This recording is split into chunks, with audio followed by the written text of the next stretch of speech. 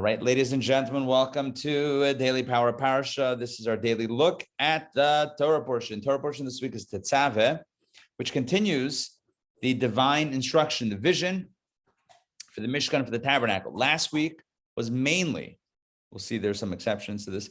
Last week was mainly about the construction or the plans for the construction of the temple vessels, the items that were used in the temple, i.e. the Mishkan, the tabernacle, which were the ark and the menorah and the showbread table and the various tapestries and curtains and coverings and the panels and the pegs and the hooks and all the hardware essentially of the Mishkan, of the tabernacle.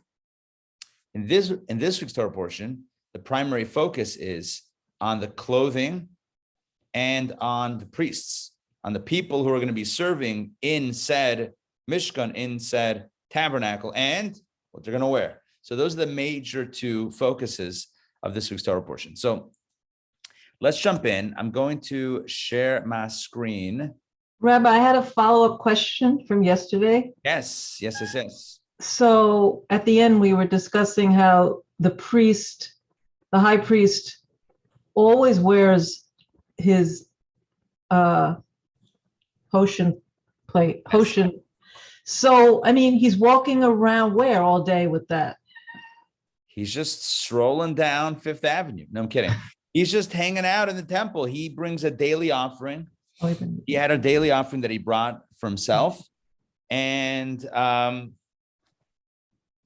he's, So he serves in the temple every day. Serves in the temple every day. There were shifts of other priests that were doing stuff, but I guess he was, kind of hanging around. Bit of a mentor. Where did he live? Where did he live? I feel like, where did he live? He had a house. So he only put on the high priest outfit when he was going to the temple. Yeah. He put it on probably at the temple itself. He came went to the mikveh, got dressed. Yeah, for sure. Yeah. So that was his deal. He was out all day, every day in the temple. But the law is that the high priest actually had to be married. So he's a guy, so he had a family. It's not like he lived in the temple and just lived like a spiritually sequestered life. That might be in other traditions, kind of like the ideal, but not in Judaism. In Judaism, the high priest actually had to be married and had to have a family and that sort of thing. And, there's reasons behind that.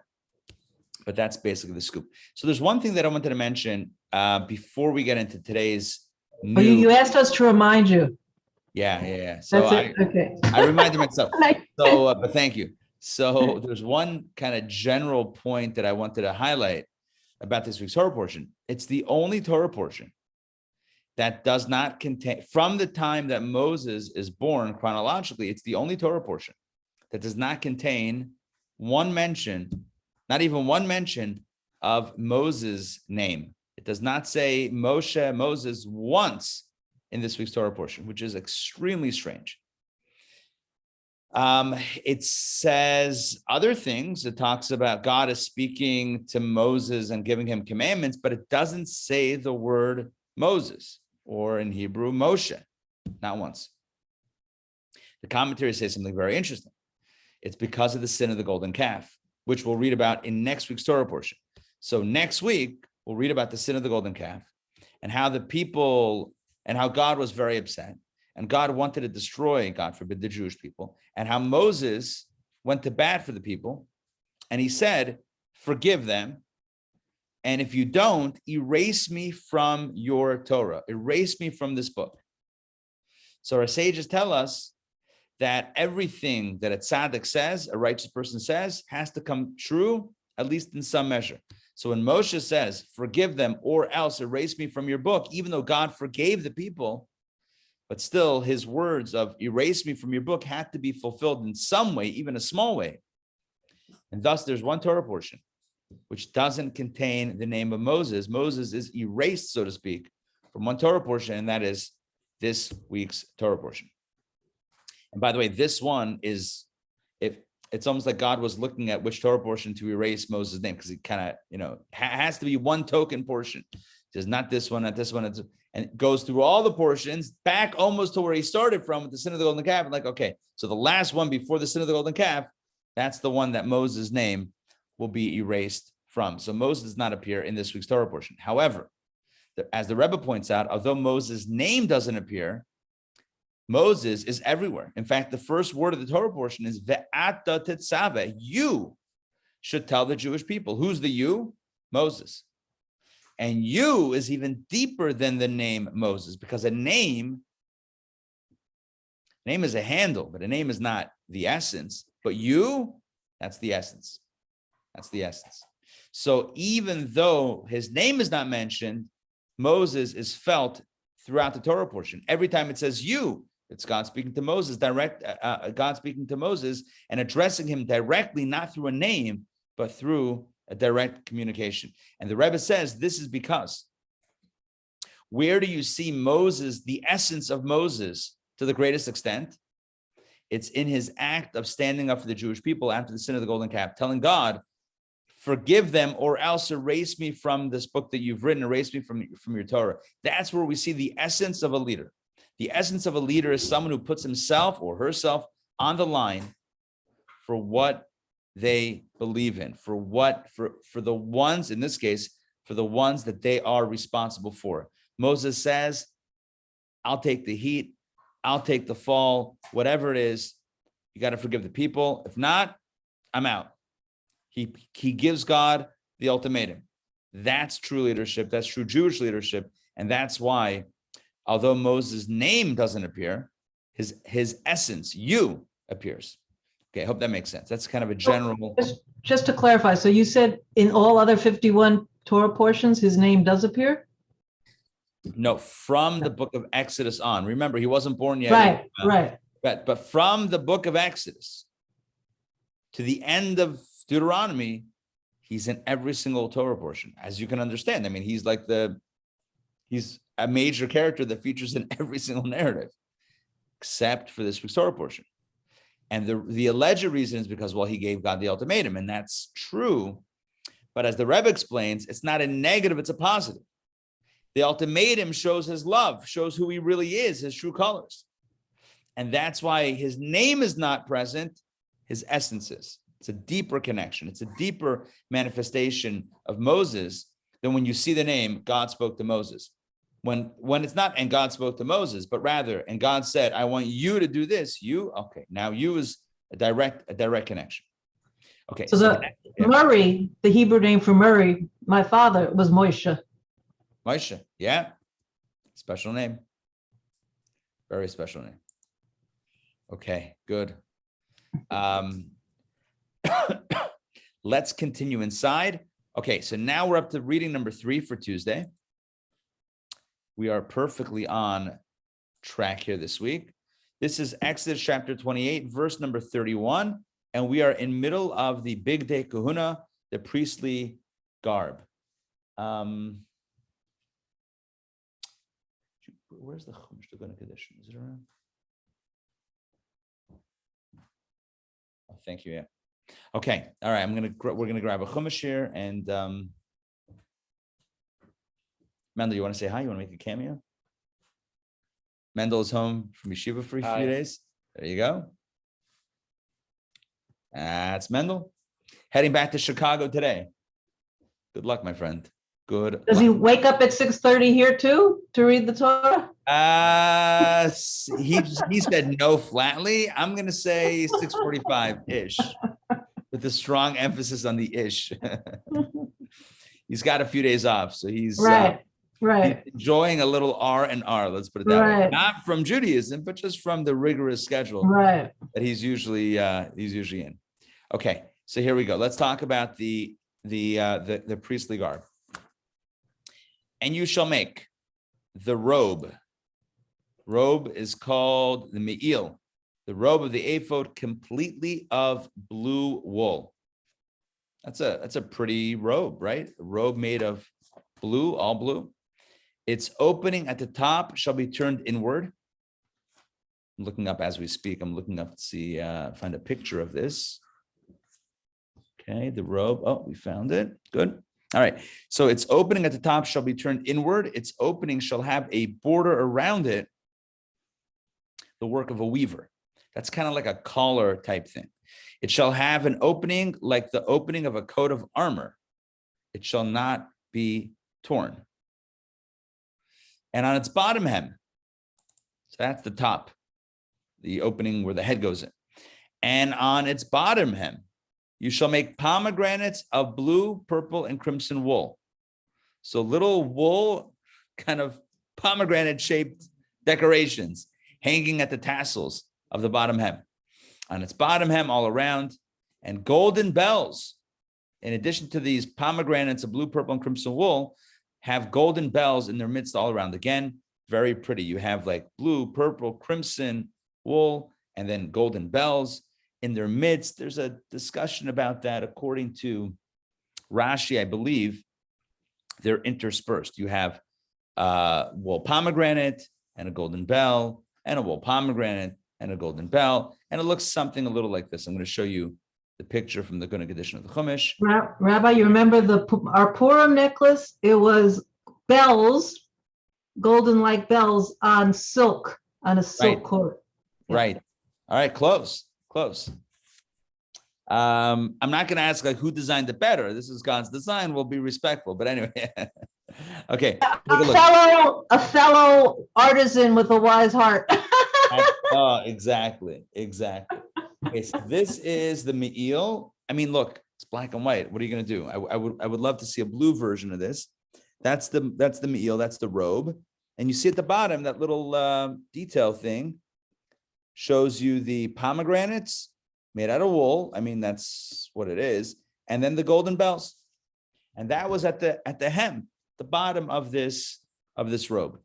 This robe we would call bell bottoms, or had bell bottoms. First instance of bell bottoms. All right, back inside.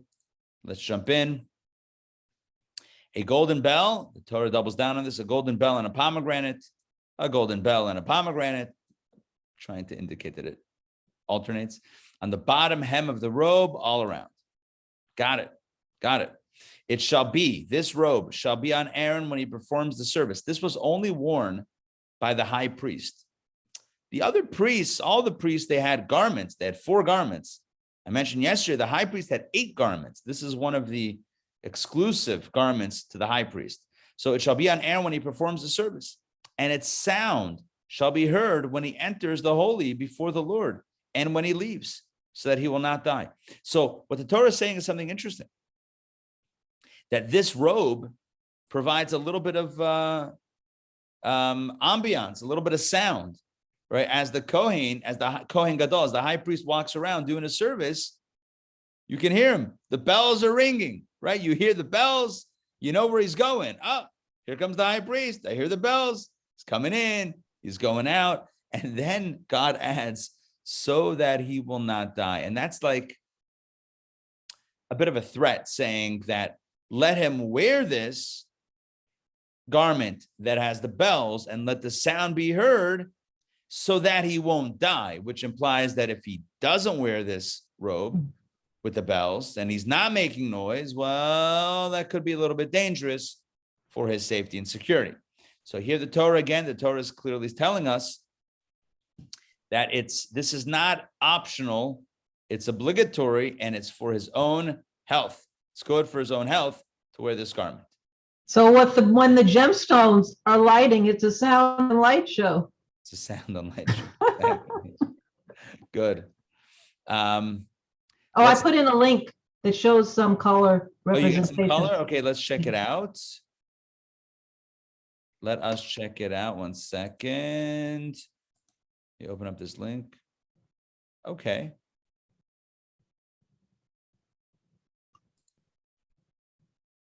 Cool. Yeah.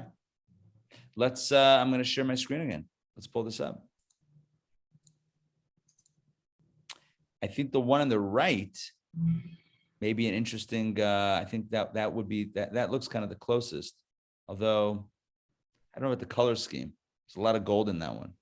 And the one on the left, the bell part looks like, see at the end of the blue apron, it looks like it has the bells.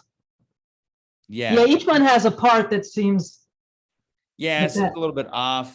right. The guy's eyes in the middle look a little wonky. No, but yeah, okay. So, all right, something along these lines. Right. Okay, let's look back. Let's see Rashi here for a second. So, completely of blue wool, Rashi says all of the robe was blue, without any other kind of color or material combined with it. Blue wool, pure blue wool. Okay, Rashi, the opening at the top, that refers to the opening of the collar. Shall be turned inward, shall be folded inward, so that its fold should be a border for it. It was woven, not sewn with a needle. Okay. I guess there's a difference between the two. As a non-sewer or weaver, sewing and weaving, I use personally interchangeably. Clearly, that is not the case. All right, like the opening of a coat of armor. We learn here, and this tells us that their coats of armor have the opening folded inward like a coat of mail. Coat of mail. Okay, like a, does anyone say a mail of armor? No, coat of mail. Is mail used in reference to armor? Is anyone familiar with armor terminology? I am a little, because there's a nice exhibit at the Metropolitan Museum of Art. They have a full scale. It's very impressive. But no, it's armament. No, I've never heard of the coat Not of mail, coat of mail. Oh, chainmail, right. Mail, right. Right. That's true. Right. MAILLE. Interesting. Okay. Well, there you have it. Good. All right. It should not be torn. Rashi says, okay, in order that it would not be torn, and the one who tears it transgresses a negative commandment. Yeah. Don't rip this one. It's funny because like none of the other garments did we find that don't tear this garment. This one we find a prohibition against tearing it. Okay. For this is counted in the number of negative commandments of the Torah. In other words, it's one of the 365 no-nos of Torah. Likewise, and the choshen will not move, and likewise they shall not be removed from it regarding the poles of the ark. All of these are negative commandments. Rashi's just kind of filling in some gaps from before, telling us about some of the negative commandments of the Torah that are found with regard to the Mishkan. Okay, pomegranates. Let's talk about the hem. Pomegranates, they were round and hollow, like a sort of pomegranate shaped like hen's eggs. Okay, listen. Pomegranates, I don't know what hen's eggs look like. Hens are like chicken eggs, right? That would be like standard eggs. Right. Why am I getting all flustered with hen's eggs? Literally, hen's eggs is what we know, right? That's the normal eggs. So, okay, pomegranate, like an egg, round-ish shape. That sounds fair to me. Golden bells. What's with golden bells? Golden bells with the clappers. I love this. With the clappers inside them. Remember the clapper? Clap on the clapper. Remember the clapper? Turn on your lights, turn off your lights. Okay, that's not the clapper. This is a different clapper with the little, I'm sure there's another name for it. The little toggle thing inside a bell, right? The little, yeah, that's inside. So your standard golden bell. In their midst all around, Rashi says, between them all around, meaning between two pomegranates, one bell was attached and suspended on the bottom hem of the robe. So you had pomegranate, bell, pomegranate, bell, pomegranate, bell. As Rashi says here, a golden bell and a pomegranate beside it. Okay, and the Torah says, God says to Moses, Aaron should wear this, and then he won't die. Rashi says, from the negative, you deduce the positive. If he has these garments, he will not be liable to death. But if he enters when he is lacking one of these garments, not only the hem, any of these garments, if he's missing it, forgot the robe. He's liable to death by the hands of heaven. No, the court is not going to put him to death for not wearing one of the garments, but God may not be so thrilled. Okay, that is that. Let's continue. I'm going to toggle Rashi off. Let's move on and deal with and look at the next item, item of clothing or of apparel. I'm going to call this an accessory. He had accessories. This high priest, he knew how to accessorize. This was only for the high priest, not for the standard Kohanim. Just one person known as the high priest would wear this. You shall make a show plate of pure gold. What is a show plate? I mean, I don't think anyone uses that word in conversation. Show plate means a forehead. It's a forehead plate of pure gold. I'm going to show you a picture soon. And you shall engrave upon it like the engraving of a seal. And what should the engraving say? Probably should be another quotation mark right before this. Anyway, holy to the Lord. Kodesh LaHashem. 2 words in Hebrew, 4 words in English, whatever. Kodesh LaHashem. Holy to the Lord. Those are the words that should be engraved in this forehead plate that was worn constantly on the forehead of the high priest. I'm going to stop sharing for a moment and show you this depiction of the forehead plate. Now, you'll see that kind of shimmering thing is a golden forehead plate. The other 2 lines that go up and down and side to side, those are the straps that hold it to his head. He did not super glue it to his head. No, that was not the plan. It was not like super glue it. It was held, the strap and a strap around the back, on top and back, and it was like positioned over his head in the front. Kodesh Hashem. Holy unto God, holy to God. Okay, back inside. Let's continue. We're going to do Rashi on this in a second, but let's do a little bit more.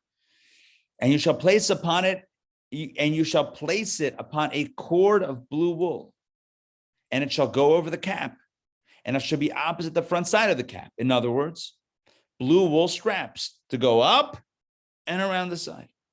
It shall be upon Aaron's forehead, this golden plate, and Aaron shall bear the iniquity. Look at this. Aaron shall bear the iniquity of the holy things that the children of Israel sanctify for all their holy gifts. What that means is, what does it mean, bear the iniquity? Bear the iniquity is he's going to atone or face atonement for the holy things that the Jews do. Why do you have to, what's the iniquity? Iniquity and holy things don't go together. So as Rashi explains, we'll do it inside in a moment. Rashi explains it means a sacrifice that was offered in an incorrect way. Like, for example, if somebody burned, if a Kohen, if a priest burned some of the offering in a state of ritual impurity, it's a bit of a no-no. What atoned for that? On some level, Aaron with the forehead plate somehow was able to arrange atonement for that. It shall be upon his forehead constantly to make them favorable before the Lord. Okay, let's do a little Rashi. So we got a little bit more context about this forehead plate. Excuse me. Okay. Show plate. Rashi says, it was like a sort of golden plate, 2 finger breadths wide, encircling the forehead from ear to ear. 2 finger breadths is like this. From ear to ear. Went from here, right, across the front of the head.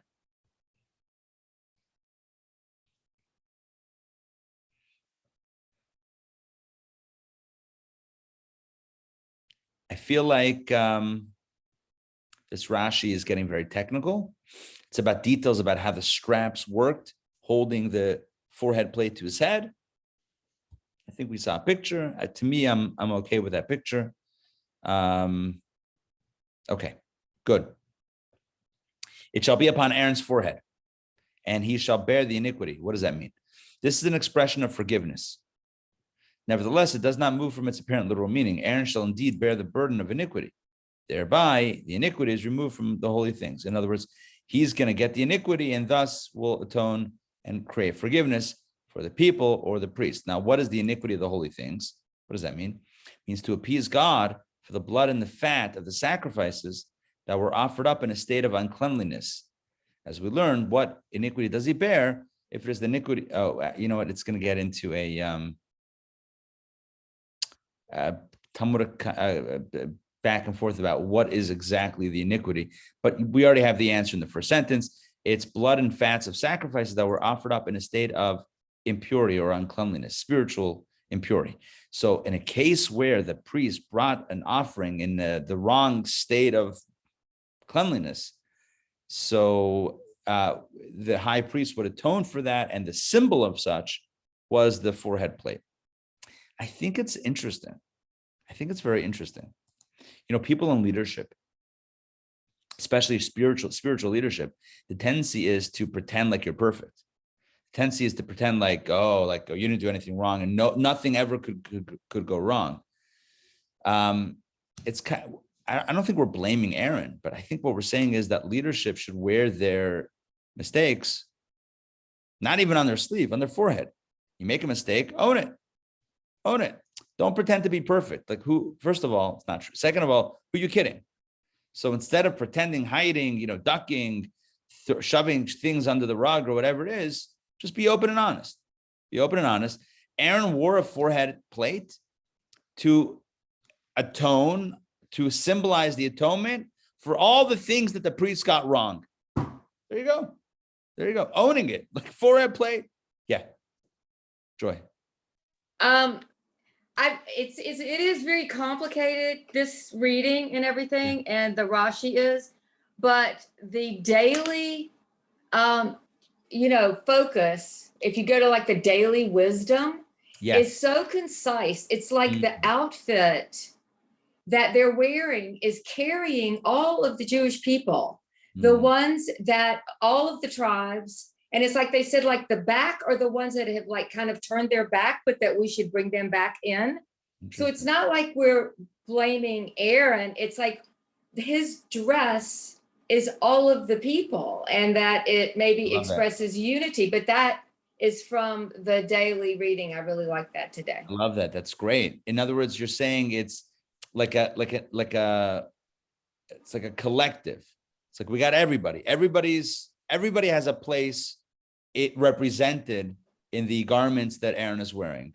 The tzaddikim, the not yet tzaddikim, the ones who are doing things right, the ones who are, struggling, everyone's represented. I like that. Including ones that brought a sacrifice in a place that wasn't over.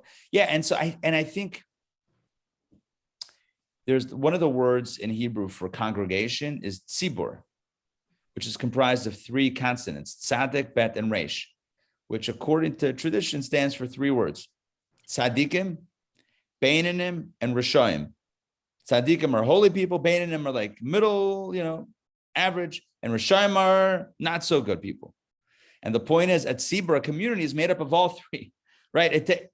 A community is everyone. You don't leave anyone out, even the ones that are struggling. Okay, you're part of the tzibur, you're part of the community. I think when we embrace that, I think I'm just, agreeing with what you're saying. I think when we embrace that, it's a beautiful thing, and it's an inspiring thing. It can inspire everyone, and it's the right way to look at things. Beautiful. So, Rabbi, you would think maybe the high priest and even the king, future kings, would be tzaddik, no? Well, yeah, but I think part of that is being realistic. Even if he's not doing anything himself, that's wrong. But he is representing the people amongst whom there's not perfection. So whether the lesson that I was taking before is the idea of people, all of us, including people in leadership, owning our mistakes. Even if you want to say that Aaron himself didn't have mistakes, he was owning the concept of owning mistakes, right? He was basically saying, don't hide from what needs to be fixed. It's better to fix the problem than to pretend there's no problem to fix. Who wins when you pretend there's no problem? There's a problem, let's fix it. Did the concept of tzaddikim come after? That's what I'm a little confused. No, the word tzaddik. No, the word tzaddik. No. Yeah, the word tzaddik.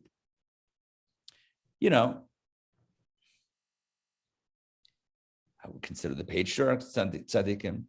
Obviously, sometimes when you set that standard, you have to understand certain stories or narratives in the Torah. But there's many commentaries explaining all of these things and aiding our understanding. But yeah, for sure there were tzaddik. For sure. I mean, the big question about Aaron is going to be next week. What extent was he involved with the golden calf? And that's something we'll have plenty of time to explore next week. Okay, good discussion. Here we go. Oh, look at this. It shall be upon his forehead constantly. Rashi says it's impossible to say that it should always be on his forehead, for it was not on him except at the time of the service. But it means that it will always make them the sacrifices favorable, even when it's not on his forehead. Namely, if the Kohen Gadol, if the high priest was not ministering at the time. Okay, we're going to leave that because Rashi gets into a Talmudic debate. We'll leave the debate aside. So far we covered the robe, which was made of blue wool with pomegranate decorations and little bells at the bottom. We spoke about the show plate or the forehead plate made of pure gold that said Kodesh LaHashem, holy unto God. And now we're going to talk about the linen tunic. You shall make. Oh, by the way, I should mention, you, who's you? Moses. The Torah doesn't say, and God spoke to Moses saying, like it usually does. It just says you.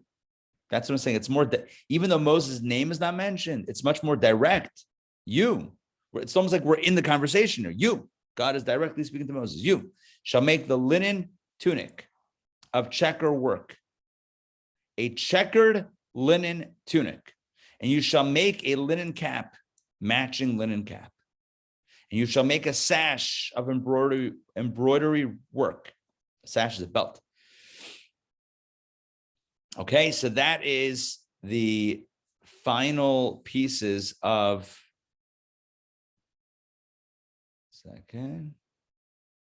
the final pieces of the high priest's outfit: a linen tunic and a linen cap. Let's see if I have a picture of that in my chumash here. I do not. Okay, we'll have to imagine it. A checkered linen tunic and a linen cap, along with a sash, embroidered sash. Now, for Aaron's sons, let's talk about non-high priests, the regular priests, if you will. For Aaron's sons, you shall make tunics and make them sashes, and you shall make them high hats for honor and glory, like a taller hat, not a lower hat like the high priest, but a taller hat. With these, you shall clothe Aaron your brother and his sons along with him. And you shall anoint them and invest them with full authority and sanctify them so that they may serve me as Kohanim, as priests. Umilesa es yadam, you shall fill their hands almost. That's the literal translation. Invest them with full authority. Fill their hands, invest them with full authority. They are responsible for what goes on in the temple. Oh, and one more thing, because we had 3 garments for the regular priests. We had tunics, we had sashes, and we had high hats. That's 3. What's the 4th? Oh, and make for them linen pants. Don't forget the pants. You might be wearing a tunic that goes down or a robe that goes down to gotta wear pants. Make for them linen pants to cover the flesh of their nakedness. They shall reach from the waist down to the thighs. They shall be worn by Aaron and by his sons when they enter the tent of meeting or when they approach the altar to serve in the holy, so they will not bear iniquity and die. Once again, we have the same idea as we had before. Wear these garments and they won't die. They shall wear these garments and they won't die, implying that if they don't wear the garments, if they miss any of these garments, it's not going to be good. It shall be a perpetual statute for him, Aaron, and for his descendants, the Kohanim, after him. That means for all time. We don't have a temple today, but if we did, it would still apply. Let's look at Rashi.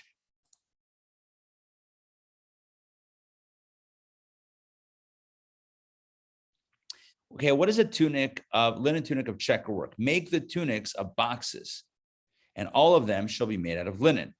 Okay, so a design, checkered tunic made out of linen. For Aaron's sons, you shall make tunics. These 4 garments. Oh, Aaron's sons get these 4 garments and no more. Not 8, only 4. A tunic, a sash, the high hat, which are the same as the cap, and the pants mentioned below. So those are the 4 garments: a tunic, like a robe thing, a belt, a hat, and pants. With these you shall clothe Aaron. Rashi says, with those garments stated in connection with Aaron, a choshen. Oh, Aaron, the high priest, gets extra garments. As you know by now, 8 instead of 4. He gets a choshen, the breastplate, the ephod, which is the apron thing, a robe, the blue robe, a checker. Oh, sorry, these are all 8. Okay, these are all 8. Choshen, an ephod, a robe, a checkerwork tunic, a cap, a sash, a show plate, and pants. 1, 2, 3, 4, 5, 6, 7, 8. Oh, there's your 8. Choshen is a breastplate. Ephod is that robe thing that the breastplate is attached to. That's 2. A robe is the blue robe. Checkerwork tunic is like a tunic, whatever that is. Yeah, tunic. Another longer garment. A cap for the head, a sash for the belt, show plate for the forehead, and pants. And his sons along with him, with those garments mentioned in connection with him, you shall anoint them with the anointing oil. Invest them with full authority, literally, and you shall fill their hands. So what does that mean? Rashi says, every time it says filling of the hands, it's an expression of initiation. When a person begins something such as a position that he will be in possession of from that day on. So when you fill a position, oh yeah, here we go. It is referred to as filling a position. Very interesting. Rashi is very poignant over here, I think. When you get a new position, you say you filled a position.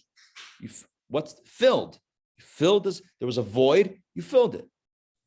In Old French, when they appoint a person to be in charge of something, the ruler puts in his hand a leather glove. Who would have thought? Puts on a leather glove called guanto, gant in modern French, and thereby he grants him authority over the matter. They call this transmission revestir, invest, transmit this glove, and this is the expression of filling of the hands. I wonder if they put on the glove, if that's like filling out the glove or just getting the glove. I would imagine putting your hand in it, that kind of conjures the idea of like filling that position, filling that space. And make for them, for Aaron and his sons, linen pants. Thus we have 8 garments for the Kohen Gadol, for the high priest, and 4 for the ordinary Kohen. These garments shall be worn by Aaron. All these garments shall be worn by Aaron. In other words, those that are appropriate for him, and by his sons, those mentioned in connection with them. The 8 for Aaron, the 4 for his sons. When they enter the tent of meeting, to the temple proper, and so to the Mishkan, so that they should not die. While lacking the proper garments, is liable by death by the hands of heaven. While? Not while. In other words, we deduce that lacking the proper garments is liable by death by the hand of heaven, which we spoke about before. A perpetual statute, that means that the decree is in effect immediately and for future generations as well. The statute is to make invalid the sacrifice if any requirement is missing. So anytime a sacrifice is brought and something is missing, like for example, let's say, for example, the high priest or the regular priest was missing a garment. So shame on him, but what about the sacrifice that he brought? Well, you guessed it. When the sacrifice is brought without one of the garments or any situation where something was done incorrectly, the sacrifice becomes invalidated. It's automatically null and void. You got to bring another sacrifice. So imagine Yankel needs to bring a sacrifice. He hands it up to the Kohen. The Kohen does it, but the Kohen messed up. He wasn't wearing the belt. He thought he had the belt on. He looks down. I didn't have a belt. I didn't have the sash. Got to do it again. Do another sacrifice. It invalidates the sacrifice. That's what it means, that it's an everlasting commandment. In other words, it's not just a good idea, but it's a make it or break it type of obligation. All right, so what's the moral of the story? The moral of the story is, number one, God has a plan of what this thing should look like. It's not random. It's like, hey, build whatever you want. God has a very definitive plan, and God is clearly communicating the plan, which, by the way, is a good lesson in life. Have a vision and articulate it clearly, because if either of these are missing, it's not going to be good. If you don't have a vision, well, then what's going to happen? If you have a vision but can't articulate it, again, it's not going to get done. It's good to have a vision, clarity, and then to be able to clearly transmit it.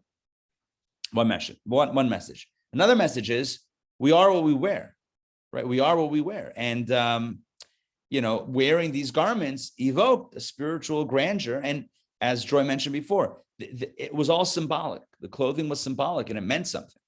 Very powerful. Even today, what we wear means something. So just a little message about clothing. Another point is, even though the priest and the high priest wore tunics and robes, they still wore pants. The message is, you might be on Zoom, you should still wear pants. I'm kidding. I mean, not kidding, but whatever. It's also a good takeaway. It's a biblical takeaway about wearing pants. Okay, so those are some takeaways. Take it for what it's worth. All right, that takes us to the end of today. We're staying up to date. We're staying current with the readings. So we just did reading 3 for Tuesday. So we're up to date. I hope this was enriching. I hope you enjoyed our discussion today. Tomorrow we're back, same bad time, same bad channel, Wednesday at noon. What I wanted to mention is, actually, hold on one second. I said that very confidently that we're on tomorrow, but I just remembered that there may be something else going on. Hold on, give me a quick second. Hold on.